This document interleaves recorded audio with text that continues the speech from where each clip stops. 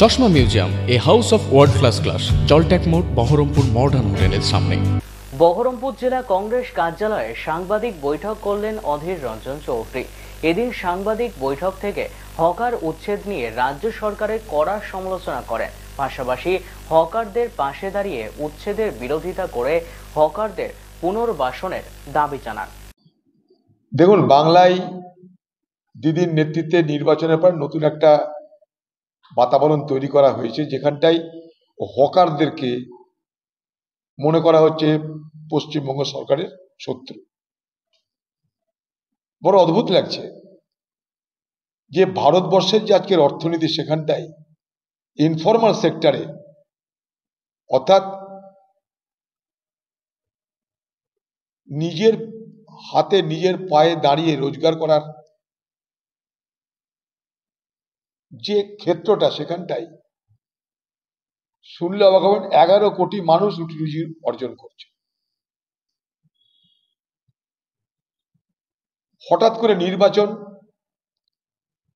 পরবর্তী বাংলার মুখ্যমন্ত্রীর হকারদের বিরুদ্ধে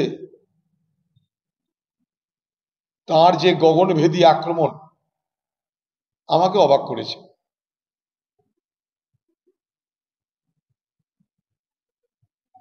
এই জন্যেই অবাক করেছে যে আমরা তার মূলে কেউ যাচ্ছি না।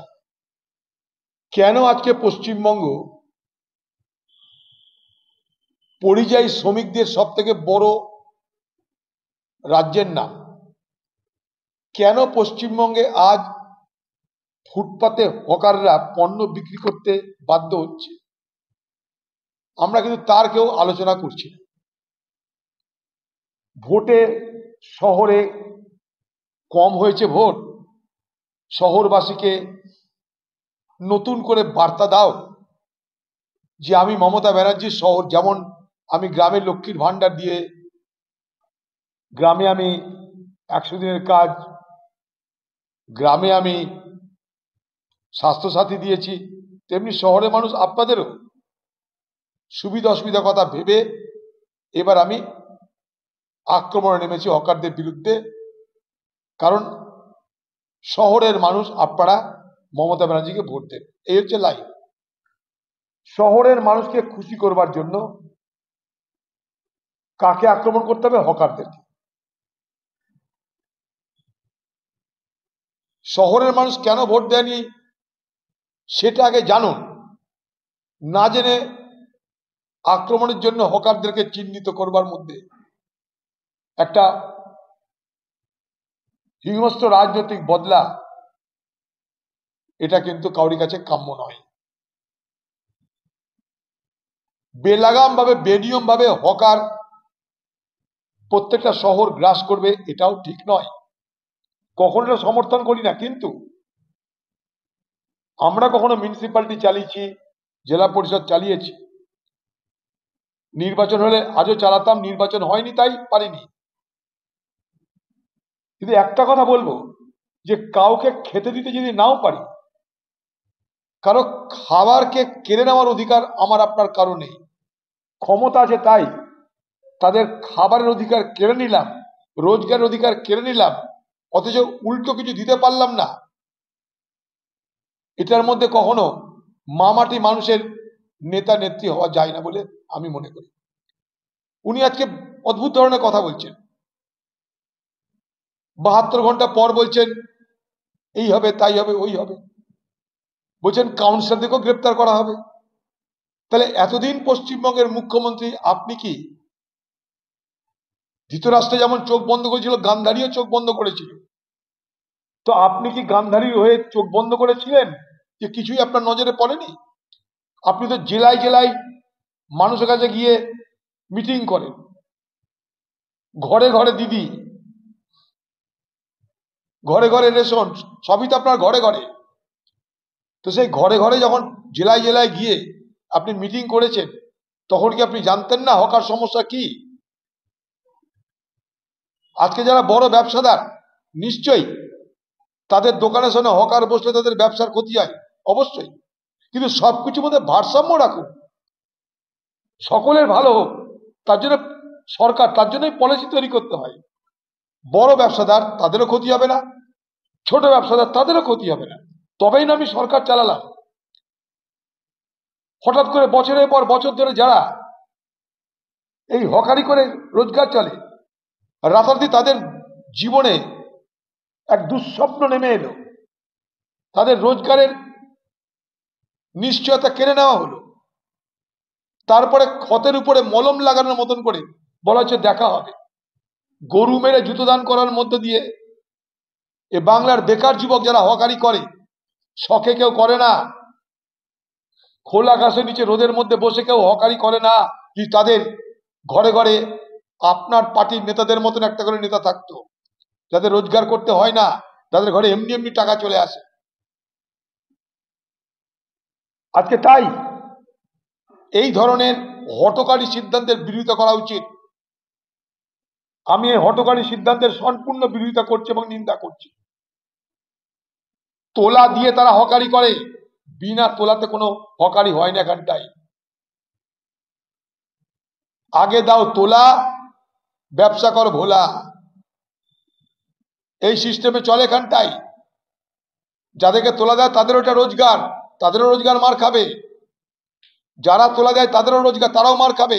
আপনার দলের মিছিল মিটিং এ হকাররাই তো থাকে। বুথ দখল করতে তো হকারদেরকে ব্যবহার করা হয়, পাড়ায় পাড়ায় মস্তানি করতে তো হকারদের ব্যবহার করা হয়। আপনার দলের মিছিল মিটিং এ কারা থাকে? সেলফ হেল্প গ্রুপের মহিলারা আর গরিব হকাররা, গরিব কর্মচারীরা। এখানকার মিউনিসিপালিটি কেন, সারা পশ্চিমবঙ্গের মিউনিসিপালিটির সমস্ত কর্মচারীদের তাদের তৃণমূল ছাড়া অন্য কোনো রাজনীতি করার অধিকার নেই। অন্য কোনো রাজনীতি করতে গেলে তাদের চাকরি কেড়ে নেওয়া হয়। এই নৃশংসতা বাংলার মুখ্যমন্ত্রী আপনার নেতৃত্বে হচ্ছে। নির্বাচনের পর সেই নৃশংস চেহারা আরো প্রকট হচ্ছে এই বাংলায়। আমরা তার বিরোধিতা করি। তোলা যায় তাদেরও রোজগার, তারাও মার খাবে। আপনার দলের মিছিল মিটিং এ হকাররাই তো থাকে। বুথ দখল করতে তো হকারদেরকে ব্যবহার করা হয়, পাড়ায় পাড়ায় মস্তানি করতে তো হকারদের ব্যবহার করা হয়। আপনার দলের মিছিল মিটিং এ কারা থাকে? সেলফ হেল্প গ্রুপের মহিলারা আর গরিব হকাররা, গরিব কর্মচারীরা। এখানকার মিউনিসিপালিটি কেন, সারা পশ্চিমবঙ্গের মিউনিসিপালিটির সমস্ত কর্মচারীদের তাদের তৃণমূল ছাড়া অন্য কোনো রাজনীতি করার অধিকার নেই। অন্য কোনো রাজনীতি করতে গেলে তাদের চাকরি কেড়ে নেওয়া হয়। এই নৃশংসতা বাংলার মুখ্যমন্ত্রী আপনার নেতৃত্বে হচ্ছে। নির্বাচনের পর সেই নৃশংস চেহারা আরো প্রকট হচ্ছে এই বাংলায়। আমরা তার বিরোধিতা করি, 100 বার বিরোধিতা করি। আপনি বলছেন হকারদের জন্য আলাদা করে বাজার করে দিবেন, জায়গা আছে আপনার? কলকাতার বুকে রাস্তায় মাত্র 6% মানুষের চলাচল এবং এলাকা অনুযায়ী রাস্তার পরিমাণ মাত্র 6%। যে রাস্তার পরিমাণ 18 থেকে 20% থাকা উচিত। তার মানে এমনি হচ্ছে কলকাতা বা শহর, এমনি ডেন্সলি পপুলেটেড। তাই আমরা কি করেছিলাম যখন মিউনিসিপালিটি চালিয়েছিলাম? হকারদের যেখানে যা যা ছিল তাদেরকে বলেছিলাম তোমরা হকারি করবে নিশ্চয়ই, তার ব্যবস্থাটা পাল্টে দেব। কি? পুনর্বাসন, ঘর করে দাও, 1 তলা জায়গায় 5 তলা ঘর করে দাও। পুনর্বাসনের ব্যবস্থা করার নিশ্চয়তা দিয়ে তাদেরকে খালি করতে বলো। কেউ রাস্তায় খোলা আকাশের নিচে, কেউ এই প্রখর রোদে তবে হকারি করতে কেউ আনন্দ পায় না। নিরুপায় তারা সংসার চালাবে কি করে? তাদের রুটি নেই, রুজি নেই, শিল্প নেই, চাকরি নেই, সংসার চলবে কি করে তাদের? তাই তাদেরকে হকারি করতে হয়। শখে কেউ হকারি করে না। আজকে যেখানে যেখানে হকারি হয় সেখানে সেখানে ফাঁকা জায়গা যদি থাকে 4 তলা 5 তলা বিল্ডিং করে দাও। কোনোদিন পরিকল্পনা নেননি আপনি? আজ নির্বাচনের পর কেন আক্রমণ? কারণ নির্বাচনের পর শহরের ভোট কমেছে, শহরের মানুষকে খুশি করতে হকারদের উপরে আক্রমণ নেমে এলো। সে বেচারা কিছু জানে না, বোঝে না। সেখানটায় কারা স্থানীয়, কারা বহিরাগত, এটা আবার ধোঁয়া তোলা হচ্ছে। এটা কি হচ্ছে? নীতি সকলের জন্য এক হোক, পলিসি সকলের জন্য এক হোক। লাইসেন্সের টাকা দিয়েও তারা আজকে ঘর খালি করতে হচ্ছে, কেড়ে নেওয়া হচ্ছে তাদের দোকান ভেঙে দেওয়া হচ্ছে। 3 দিন ধরে মস্তানি চলছে। কোথাও বুলডোজার বাবা, এখানে বুলডোজার মা চলে এসছে, বুলডোজার দিয়ে মস্তানি করছেন আপনি। আপনার এই চেহারাগুলো ঢাকা থাকে ভোটের সময়। বাংলার মানুষ বুঝতে পারছেন এই আসল চেহারাটা কি। বাংলার মা বোনদের দারিদ্রতার সুযোগ নিয়ে তাদেরকে বিভ্রান্ত করা হয়। লক্ষ্মীর ভান্ডারের টাকা আপনার প্রাপ্য, সেই টাকা কারোর দয়া নয়, সেই টাকা আপনার পাওনা, এটা মনে রাখবেন বাংলার মা বোনেরা। 100 দিনের কাজ আপনার প্রাপ্য, আইন আছে তার জন্য, কারোর দয়া নয়, কারোর করুণা নয়, বাংলার মানুষ মনে রাখবেন। আজকে হকার বন্ধুদের বিরুদ্ধে যে আক্রমণ নেমে এলো, ছোট ছোট ব্যবসায়ীদের বিরুদ্ধে যে আক্রমণ নেমে আসছে, এতে বাংলার অর্থনীতির বড় ক্ষতি হয়ে যাবে। এতগুলো বেকার ছেলে যারা হকারি করে রোজগার করতে, তারা কাল থেকে কি করবে, তার অনিশ্চয়তা তৈরি করার মধ্য দিয়ে বাংলার ভালো হতে পারে বলে আমি বিশ্বাস করি না।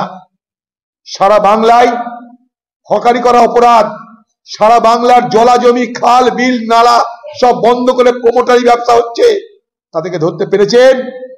বাংলার মুখ্যমন্ত্রী, আপনাকে আমার আরেকটা দাবি, এই বাংলায়, ভারতবর্ষের উত্তরপ্রদেশের পর সব থেকে বেশি ওয়াকফ সম্পত্তি আছে এই বাংলায়।